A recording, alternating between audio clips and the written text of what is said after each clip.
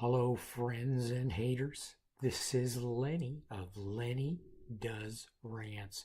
www.lennydoesrants.com.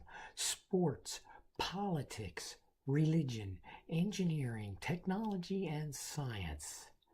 But I feel free to rant about anything I damn well please. Welcome to another segment. Crap. Something big happened during 2018 to the electric vehicle market in the US. Let's start with the fact that GM killed the Chevy Volt plug-in hybrid EV, electric vehicle. So are electric vehicles, EVs, DOA in the US market? Hell no! Just the opposite. EV sales in the US and worldwide went ballistic during 2018.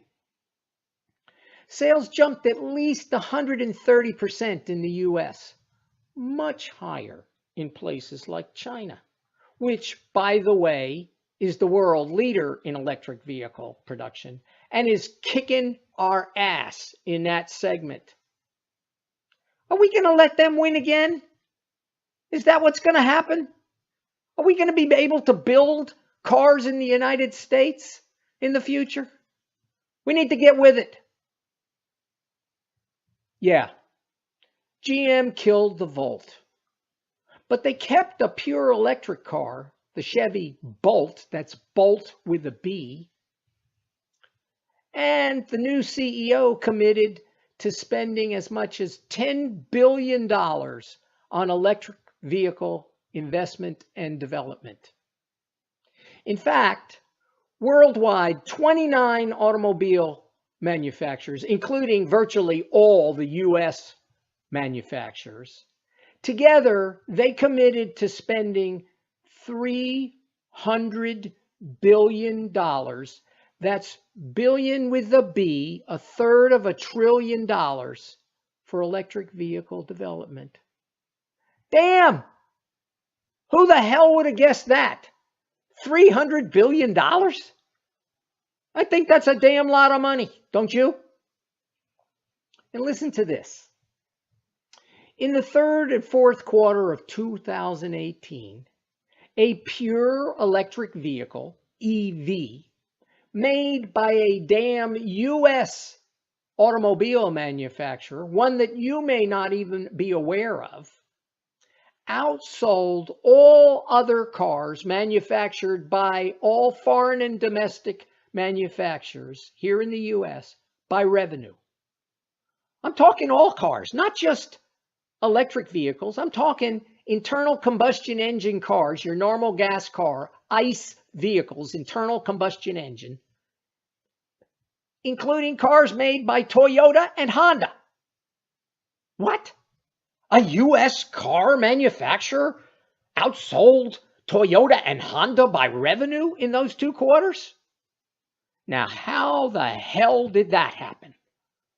Holy crap. That's some good news. We actually didn't suck hind tit for once in a segment.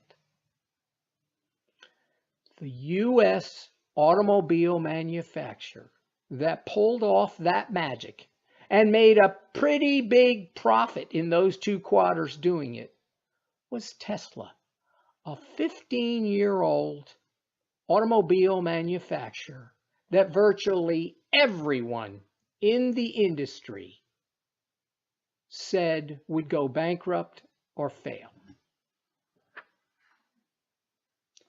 Yeah. And that fact made all car manufacturers, foreign and domestic, stand up and take notice. Well, but Tesla, aren't they just some rich guy's luxury car? Well, maybe the Tesla Model 3, which is a pure electric, which starts at $43,000, is a luxury car. You tell me. But before you do, Let's make some other cost comparisons and take some other things into account.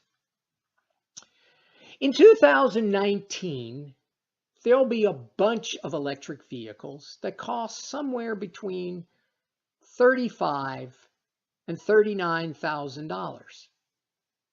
And the average cost of a new ICE car in 2018 was almost $36,000. And the average cost of a new truck in 2018 was $50,000. That's the average cost. Sounds like a lot of money. Now, some of these new EVs for 2019 will be cars like the Chevy Bolt, that's Bolt with a B, which is a pure electric, and the Nissan Leaf. But others will come from companies like Kia and Hyundai.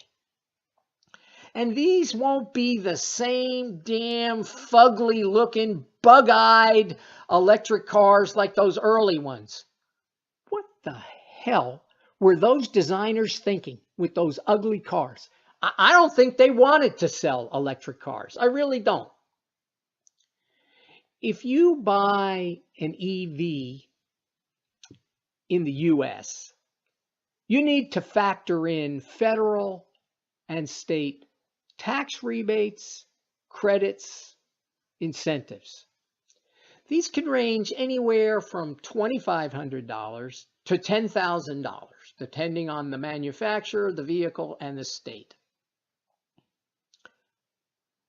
That means that after these rebates or incentives or credits, you could be talking $25,000 to $30,000 for a new electric vehicle. At that price, I don't think we're talking about luxury cars. And don't get me started on this whole stupid argument about these piddly-ass tax rebates. I don't want to spend my tax dollars on tax rebates and credits for those stupid electric vehicles. Well, you dumbass, then you must be really pissed about the tax incentives and rebates going to the oil companies, huh? Did you think about that? In 1 quarter alone in 2018, U.S. oil companies made $51 billion. And you know what? They get tax credits and breaks to the tune of between $10 and $50 billion to drill for oil. That was put in place decades ago. But guess what? Those tax incentives are still around. Imagine that. I'm sorry. I just don't think they need my tax dollars to drill for oil. Do you? Now, quit getting me sidetracked. Let's do some other additional cost comparisons and benefits. Anyway, with tax incentives and rebates, EV prices don't seem so out of line, I don't think. All right, but what the hell is an EV anyway? Let's take a moment, we'll define it, okay? If a vehicle has an electric motor that can drive the wheels of the car, and its batteries can be charged from an external electrical power source, then it's an EV, an electric vehicle. This includes plug-in hybrids like the Chevy Volt, which has been discontinued, and the Toyota Prius Prime and other vehicles, right? And it includes pure electric vehicles like the Chevrolet Bolt, the one they kept, and all the cars in the Tesla lineup and new ones from Hyundai, Kia, Porsche, Jaguar. Everybody's going to have one. And in 2019, by the way. But how far can these EVs travel simply on electricity? What's in their batteries, their charge? Well, in 2019, the range that most electric cars can travel is anywhere between 40 miles and 325 miles on a full charge. Their batteries fully charged, depending on the vehicle and the configuration. Now, it's been reported that in the US, the average driver drives 30 miles or less per day. That means that virtually all of the 2019 models of electric vehicles can run solely on electricity and be recharged at somebody's home. Never have to go to a gas station again with any of the EVs, the 2019 EVs. Never, if you drive 30 miles or less a day. So with the proper home electrical setup, you can charge your car. And you could, for instance, plug it in when you come home from work or your trip, and it's going to be ready to go when you go out the next day.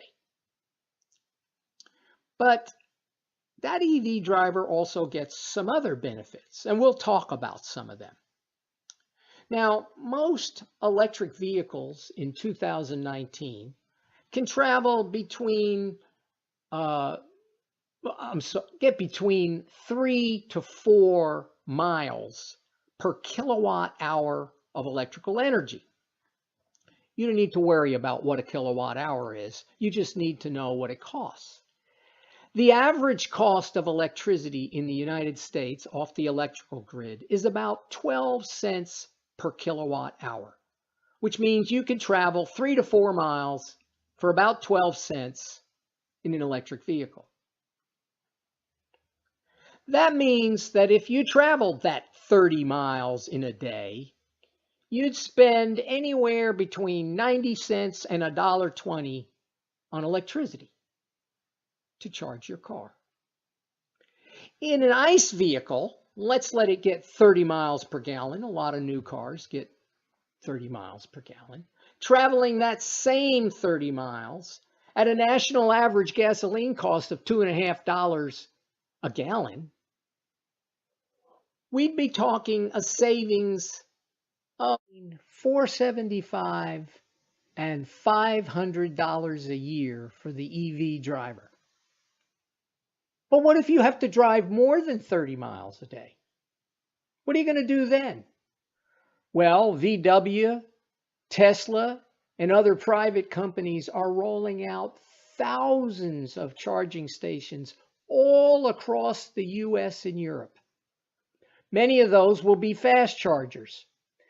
But there may also be charging stations at your work, at the store you're going to, or other destinations. And you can use them to charge your car. One last point. An electric vehicle charged on the US electrical grid. And remember, in the US, all the power companies tie together in a giant net, okay? Doesn't matter how the energy is produced. Well, anyway, if you take the national average of how that energy is generated, 34% comes from gas, 30% from coal, but that's decreasing every day because coal plants are converting to natural gas. And guess what? Despite what you might have been told, there aren't going to be new coal-powered electrical plants. 20% comes from nuclear. 7% from hydro, 6% from wind, and 3% for solar and geothermal.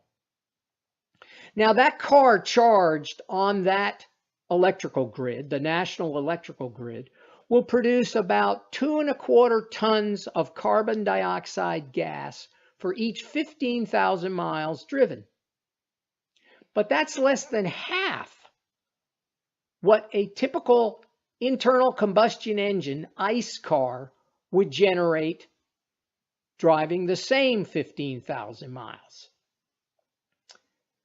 And if the car could be charged from solar panels, right, or wind generation or something like that, then you'd basically produce very little carbon dioxide. Now, this carbon dioxide is a greenhouse gas, and it directly contributes to climate change. And yes, you idiot, of course there's climate change. Do you see the poles melting? There's no argument about whether there's climate change or not. The argument is how much of it is man-made and how much it is natural. But there's climate change. Oh my gosh, get your head out of your butt, would you? Anyway, driving an EV will decrease the carbon dioxide put in the air, which will help slow down climate change. But some of you are still out there thinking that all this EV crap is just a bunch of BS and it's not happening.